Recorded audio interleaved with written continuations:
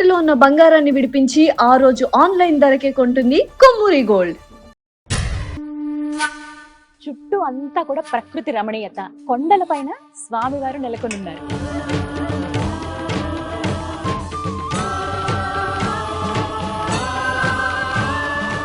నమస్కారం, welcome to temple tour with Gitanjali.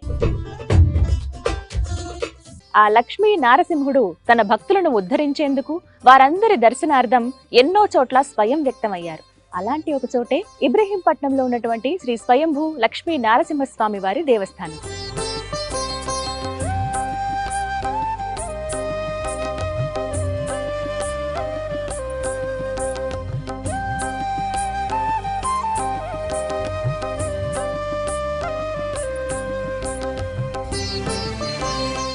అదే ఆలయం దగ్గర ప్రస్తుతం నేనున్నాను. వెళ్ళి మరి స్వామివారిని దర్శించుకుందామా? రండి. ఇబ్రహీంపట్నంలో ఉన్నటువంటి ఈ దేవస్థానం చాలా సుందరంగా ఉంటుందండి. చుట్టూ అంతా కూడా ప్రకృతి రమణీయత, అంతటి ప్రకృతి మధ్యలో కొండల పైన స్వామివారు నెలకొనున్నారు. మరి వెళ్ళి దర్శించుకుందాం. ఎంత ఎత్తులో ఉన్నామో చూస్తే అర్థమవుతుంది. కింద చాలా దిగువగా ఉంటుంది రోడ్డు అంతా కూడా. పైకి నిర్మాణం అంతా కూడా పైకి ఉంటుంది. ఇక్కడ స్వామివారు స్వయం వ్యక్తమయ్యారు. ఈ ఆలయానికి ఉన్న చరిత్ర 500 సంవత్సరాలు. ఇది మనకు తెలిసి మాత్రమే. 500 ఏళ్ల క్రితమే ఇక్కడ ఒక చిన్న ఆలయం, అందులో స్వామివారు ఉండేవారట.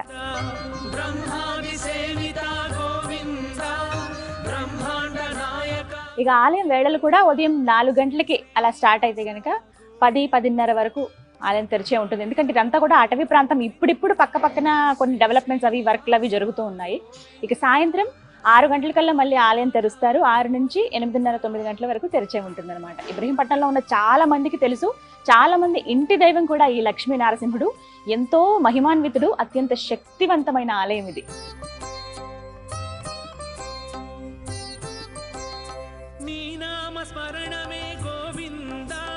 ముందుగా ఆ స్వామిని దర్శనం చేసుకుందాం అనేది నా భావన.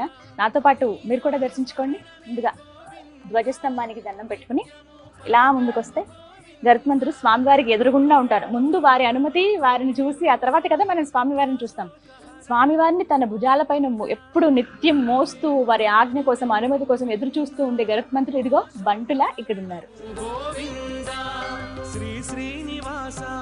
స్వామివారి దర్శనం మరి కాసేపట్లో చూడబోతున్నాం. ఇలా లోపలికి మనం ఒక 10 అడుగులు వేస్తే అంత దూరంలో స్వామి మనకి కనిపిస్తారు. ఆహా, నమో లక్ష్మీ ఎంత చక్కగా ఉన్నారో. రూపం ఎంత చక్కగా ప్రస్ఫుటం అవుతుందంటే విగ్రహాల్లో మనకి ఎంత నిండు అంటే చెక్కుతారు కదా చక్కగా. కళ్ళు, ముక్కు, ఆ మీసం ఉంటుంది, పెద్ద పెద్ద మీసాలు ఉంటాయి నరసింహస్వామికి. ఆ గెడ్డం కానీ, ఆయన రూపం కానీ, మొహం మాత్రమే సింహంలా ఉంటుంది. శరీరం ఇదంతా కూడా మామూలు మనిషి శరీరం లాగా ఉంటుంది. అలాగే ఒళ్ళో ఉజ్జిగా లక్ష్మీదేవి కనిపిస్తారు. ఇక్కడ చూడండి ఎంత బాగున్నారు. ఆ వెండి కిరీటాలు ఇవన్నీ కూడా వెండివే. మీసాలు, కళ్ళు, నామం ఎంత చక్కగా ఉంది. అమ్మవారి కళ్ళు, ముక్కు పుడక, చెవులకి దిద్దులు, ఇవన్నీ ఎంత చక్కగా ఉన్నారో. పంచె కట్టారు స్వామివారికి, అమ్మవారికి చక్కటి చీర. ఎంత సుందరంగా ఉన్నారో. మొత్తం ఒక సింహాసనం మీద కూర్చున్నట్టుగా, ఆదిశేషు మీద వారు కూర్చున్నట్టుగా ఉంది. నిజంగా ఎంత చక్కగా ఉన్నారో. మీరు చూస్తున్నటువంటి ఈ రూపం అంతా కూడానండి, మొత్తం అది 24 అడుగుల పెద్ద బండరాయి. ఆ బండపైన స్వామివారు వెలిశారు. స్వామివారి రూపం మనకి 3 అడుగుల్లో కనిపిస్తుంది. పూర్తిగా చందనాన్ని రాశారు. ఎంత చక్కగా కనిపిస్తున్నారో స్వామి. నమో లక్ష్మీ నిజంగా అత్యంత శక్తివంతమైన ఆలయం. మీరు ఏమన్నా కోరుకుంటే కోరుకోండి, ఖచ్చితంగా అది నెరవేరుతుంది అని చెప్పారు. మరి ఏ ఆలయానికి వచ్చినా నేను కాసేపు ధ్యానం చేసుకుంటాను, కాసేపు ఆ స్వామి అమ్మవార్లను తలుచుకుంటానుగా, కాసేపు దండం పెట్టుకుంటాను.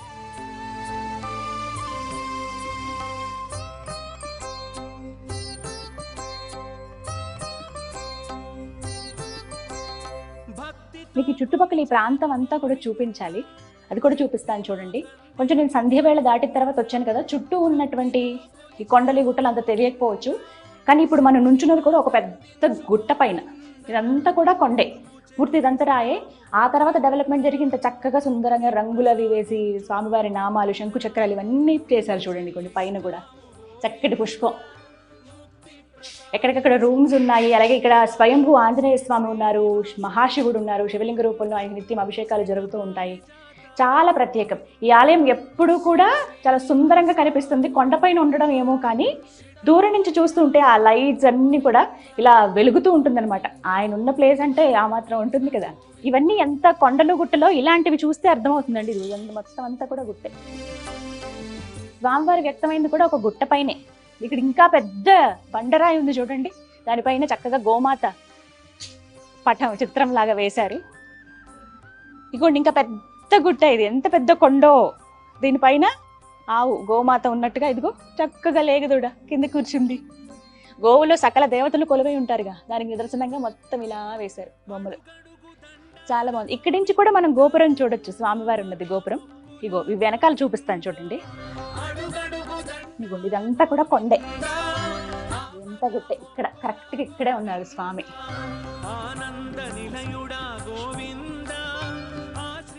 ఈ మొత్తం ఇందాక నేను చెప్పినట్టుగా మొత్తం 24 అడుగుల పెద్ద కొండ. ఆ కొండకి 3 అడుగులు స్వామివారి రూపం ప్రకటితమైంది. స్వయం వ్యక్తమయ్యారనమాట ఆయన. ఈ ప్రాంతానికి ఇప్పుడు ఒక పెద్ద ఆవిడ, రంగనాయకమ్మ అని ఒక పెద్ద ఆవిడ అప్పుడప్పుడు వస్తూ, అంటే 10 రోజులకు 15 రోజులకో అష్ట కష్టాలు పడి కాలవలెంబట వాటి వెంట ఇలా నడుచుకుంటూ వచ్చి నీళ్లు తీసుకొచ్చి అభిషేకం చేసేదట స్వామివారికి. ఇక్కడ ఒక గుడి ఉందని గుర్తించి.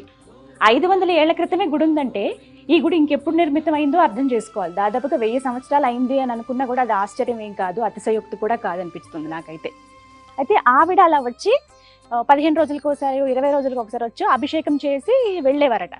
అలా అలా ఆవిడ చేయటం ఇంకొంతమంది చూసి ఇలా ఒక ఆలయం ఉందంటున్నారు, ఒకసారి మనం కూడా చూద్దామని చెప్పి మిగతా ప్రజలు ఎవరైతే ఉంటారో వాళ్ళు రావడం అలా స్టార్ట్ చేశారు. అలా వస్తూ లక్ష్మణాచారి గారని గురువుగారు వారు వచ్చారట. ఆయన వచ్చినప్పుడు ఆయన ఒకటే సంకల్పించారు, ఆవిడే అంత ధైర్యంగా వచ్చి ఇంత పూజ చేస్తూ ఉంది, ఆ స్వామినే నమ్ముకుని ఉన్నాను నేను ఆయనకు పూజ చేసుకుంటానని చెప్పి ఆయన అప్పటి నుంచి పూజనే స్టార్ట్ చేశారు. దగ్గర ఒక 25-30 సంవత్సరాలు అయి ఉంటుంది. 30 సంవత్సరాల పాటు వారే పౌరోహిత్యం వహిస్తూ అర్చన చేస్తూ ఇక్కడ పూజలన్నీ చేస్తూ ఉన్నారు.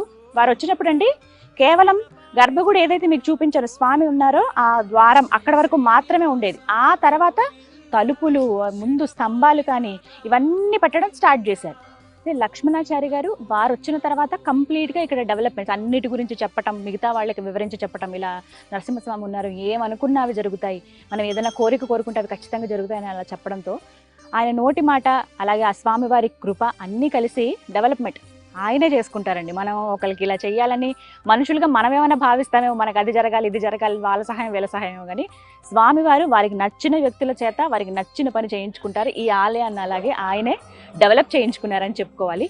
ఇక్కడ ప్రత్యేకంగా మాట్లాడితేనండి ఇంత డెవలప్మెంట్ జరిగిన తర్వాత ఇంకా ఆబ్వియస్లీ అంటే మనకి చూసినప్పుడు అంత దూరం నుంచి చూస్తేనే గుడి కనిపిస్తూ ఉంటుందన్నమాట. ఇలా వెలుగుతూ ఇన్ని లైట్స్ ఉన్నాయి ఏంటంటే అగో అక్కడ ఒక ఆలయం ఉందని. అలా ఇబ్రహీంపట్నం వాసులు ఎవరైతే ఉన్నారో వాళ్ళందరూ వచ్చి వాళ్ళే చందాలు వేసుకుని మేము కొంత డొనేట్ చేస్తాము స్వామివారికి, ఆ గుడికి మా వంతుగా సహాయం చేస్తాం. చాలా మంది అండి ఇక్కడ పుట్టి పెరిగి ఇక్కడ చదువుకున్న వాళ్ళు అమెరికా వెళ్ళి అక్కడ జాబ్ చేయటమో లేకపోతే ఆస్ట్రేలియాలో వెళ్ళి వేరే వేసాల్లో జాబ్ చేసే వాళ్ళు కూడా అక్కడి నుంచి మా వంతుగా ఇది స్వామివారికి మేము అందిస్తున్నది, ఇది మా ఊరి ఆలయం, మేము డెవలప్ చేసుకుంటామని చెప్పి వచ్చిన వాళ్ళే. అలా వచ్చిన డబ్బులన్నిటితోటి ఇంత చక్కగా సుందరంగా ఈ ఆలయాన్ని డెవలప్ చేశారనమాట. ఎంత పైకి ఎత్తులో ఉన్నావో తెలుసా కొండ మీద.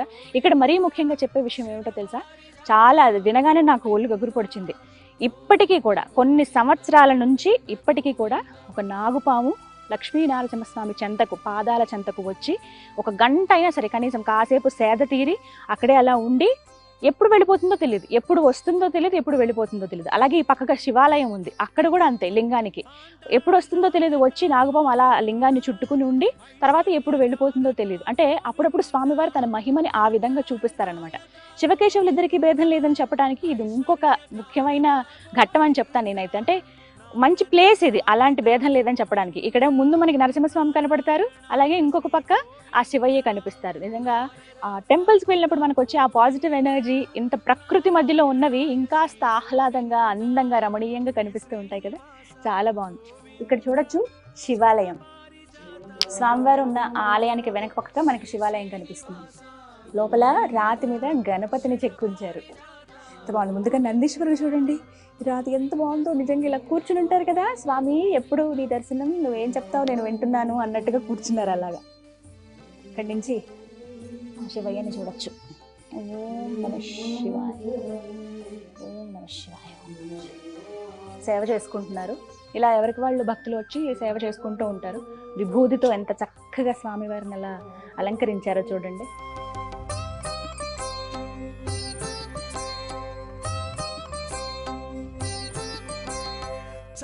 అలాగే ఈ ఆలయంలో ఒక పక్కగా మనం గోశాల కూడా చూస్తాం, ఇంకో పక్క స్వయంభూ హనుమాన్ దేవాలయం కూడా చూస్తాం. అక్కడికి వెళ్దాం పదండి. శ్రీరామ జయ రామ శ్రీ రఘునందన. ఇదంతా కూడా కొండే. ఇక్కడ స్వామివారు అంటే ఆంజనేయ స్వామి స్వయం ప్రకటితమయ్యారు. ఇది కూడా స్వయంభూ ఆంజనేయ స్వామి వారి విగ్రహం. చూద్దామా రండి. ఇదంతా కూడా కొండేనండి. కింద స్వామివారికి అభిషేకం చేయటం కానీ ఏమైనా పూజలు చేసేటప్పుడు ఇలా కిందకి దిగి వెళ్ళొచ్చు అనమాట. మామూలుగా దర్శనం చేసుకునేటప్పుడు ఇలా ఇక్కడ దర్శనం చేసుకుంటారు. అలాగే ప్రదక్షిణలు కూడా చేయడానికి వీలుగా ఇక్కడ ఏర్పాటు చేశారు. ఈ కొండంతా చూడండి, ఇదంతా గుట్టే. పైన ఎత్తులో మనకి నరసింహస్వామి కనపడతారు, కింద హనుమంతుడు. ఎంత చక్కగా ఉన్నారు, మొత్తం సింధూర వర్ణం. ఈ లక్ష్మీ నరసింహస్వామి వారి క్షేత్రం ఎంతో మహిమాన్వితం, ఎంతో శక్తివంతం అని చెప్తారండి. అందులో భాగంగా కన్నప్ప అనే ఒక వ్యక్తి అండి, ఆయన మూగవాడు, మాటలు వచ్చేవి కాదట చిన్నప్పటి నుంచి. అంటే పుట్టుకతోనే ఆయన మూగ. ఎంత ప్రయత్నించిన వాళ్ళ తల్లిదండ్రులు అసలు మాటలు వచ్చేవి కాదు. చాలా బాధపడుతూ ఎన్ని ఇబ్బందులు ఉంటాయి ఖచ్చితంగా కదా, వాళ్ళు వీళ్ళు మాట్లాడినా, ఎంత వాళ్ళ తల్లిదండ్రులు చాలా బాధపడినా తను నేను మాట్లాడలేకపోయిననే బాధ ఆయనకున్న.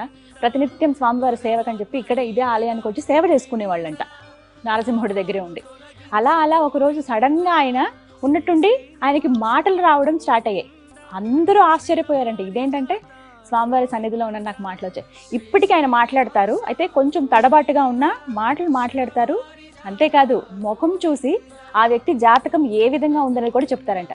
అంటే నాకు అనిపించింది ఏంటంటే వినగానే ఏదో ఒకరోజు స్వామి ఆయనకి ప్రత్యక్షమయ్యో, ఆయన పైన కటాక్షం చూపించో ఆయన అనుగ్రహం ఇచ్చినట్టున్నారు, అటువంటి ఆ జ్ఞానం ప్రసాదించినట్టున్నారు. ఈ విధంగా ఆయన ఇప్పుడు ఏం చేస్తున్నారో తెలుసా, ఆ యోగ వ్యక్తి ఎవరైతే ఉన్నారో ఇప్పుడు సూపరింటెండెంట్గా పనిచేస్తున్నారంటండి మల్కాజ్గిరి దగ్గర. నాకు అసలు ఇలాంటివి ఒకటి మాత్రమే చెప్పాము, ఇలాంటివి ఎన్నో నిదర్శనాలు ఉన్నాయి ఈ నారసింహుడి గురించి అన్నారు. నిజంగా అమ్మో ఎంత శక్తివంతమైన ఆలయం. అలాగే ఇక్కడ ఇంకొక ప్రత్యేకం చూపిస్తాను చూడండి. ఇవన్నీ చూసారా, ముడుపులు. ఈ ఆలయంలో ఇవి చాలా ప్రత్యేకం. మనకి ఎన్నో రకాల బాధలు ఉంటాయి మన జీవితంలో. ఆరోగ్యం బాగాలేదనో, వివాహం జరగలేదనో, వివాహం జరిగిన సంతానం లేదనో, సంతానం బాగున్న వాళ్ళ ఎదుగుదల సరిగ్గా లేదనో, ఇలా రకరకాలుగా ఏవో ఒక ప్రాబ్లమ్స్ మనకు వస్తూనే ఉంటాయి. ఆర్థికంగా సరిగ్గా లేము, ఆరోగ్యం పాడైపోయింది, వ్యాపారంలో దెబ్బతిన్నామని, ఇలా రకరకాల ప్రాబ్లమ్స్ ఉంటాయి. మానవ మాత్రలుగా మనం ఏం చేయగలం, రాసిపెట్టుంది ఇంతే అని సర్దుకుంటాం. కానీ దైవశక్తి కూడా మనం చేసే ప్రయత్నానికి తోడైతే ఖచ్చితంగా సఫలమవుతుంది. ఆ దైవశక్తి ఎప్పుడు తోడవుతుంది, మనం ఆలయాలకి వెళ్ళో, లేకపోతే మనం ఉన్న ప్లేస్లో వారిని స్మరించుకునో. ఇలాంటి శక్తివంతమైన ఆలయాలకు వస్తే అవి ఇంకా చక్కగా నెరవేరుతాయని చెప్పడానికి ఇవన్నీ కూడా ఉదాహరణ అండి. ఏదన్నా ఒక సంకల్పం అనుకుని స్వామివారి దగ్గరికి వచ్చి ఆ కొబ్బరికాయ, పసుపు, కుంకుమ ఒక క్లాత్లో చుట్టి స్వామివారి దగ్గర పెట్టి వారి పాదాల చెంత పెట్టి పూజ చేసి ఇస్తారు పంతులు గారు. అవి పట్టుకుని ఒక 11 ప్రదక్షిణలు చేసి ఆ ముడుపుని, ఆ సంకల్పాన్ని మనసులో తలుచుకుని ఇక్కడ కట్టి వెళ్తే ఖచ్చితంగా, ఈ మాట అయితే నాకు పంతులు గారు చెప్పారు, నేనున్నన్ని సంవత్సరాలమ్మ ఒక 30 ఏళ్ళ నుంచి నేను చేస్తూ ఉన్నాను ఇక్కడ అర్చకత్వం. ఇందులో భాగంగా ప్రతి ఒక్కరు కూడా మావి నెరవేరాయి అని చెప్పి కొద్ది రోజుల్లోనే, వారంలోనో 10 రోజుల్లోనో, కొన్ని టైం పట్టినా కూడా మేము అనుకున్న కోరిక నెరవేరిందని వచ్చి చెప్పిన వాళ్ళే ఉన్నారట. అంత చక్కగా ఇక్కడ నెరవేరుతాయి అంటున్నారు అనమాట. మరి నా కోరిక ఏంటో, నా సంకల్పం ఏంటో స్వామివారికి చెప్పుకుంటాను. శ్రీ శ్రీనివాస గోవింద, శ్రీత పారిజాత గోవింద, శ్రీ శ్రీనివాస గోవింద, శ్రీత పారిజాత గోవింద, గోవింద గోవింద గోవింద గోవింద.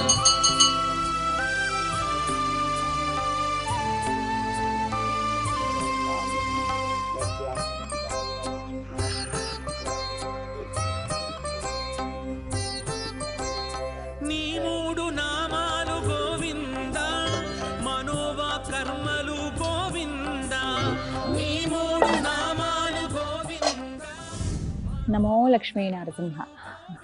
ఎంత ప్రశాంతంగా ఉందో తెలుసా ఇక్కడ వాతావరణం, ఇక్కడ ప్రకృతి రమణీయత చాలా హాయిగా అనిపిస్తుంది.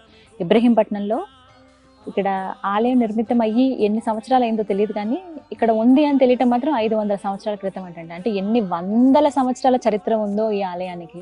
నిజంగా లక్ష్మీ నరసింహస్వామి వారు ఆయన భక్తుల కోసం, ఆయనది ఉగ్ర రూపమే అయినప్పటికీ ఆయన భక్తుల కోసం ఆయన ఎప్పుడు ప్రేమపూర్వకంగానే ఉంటారు. వాళ్ళు పిలిస్తే చాలు అల్లంత దూరంలో ఉన్న వెంటనే పలుకుతారు. చాలా చోట్ల ఆయన స్వయం వ్యక్తమయ్యారు, స్వయం ప్రకటితమయ్యారు. అలాంటి చోట్లలో ఇదొకటి.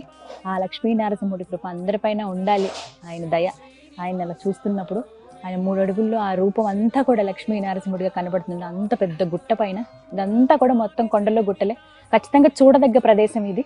అందుకే ఎవరైనా రావాలనుకుంటే ఇబ్రహీంపట్నం వచ్చి ఆ స్వామివారిని దర్శనం చేసుకోండి. ఆయన కృప అత్యంత శక్తివంతమైన విశిష్టమైన ఆలయంగా చెప్తున్న ఈ ఆలయాన్ని మీరందరూ కూడా దర్శించుకుంటారని కోరుకుంటున్నాను. ఇది వాళ్ళ టెంపుల్ టూర్ విత్ గీతాంజలి. మరో దివ్య ఆలయ సందర్శనంతో మళ్ళీ కలుద్దాం. అంతవరకు సెలవు.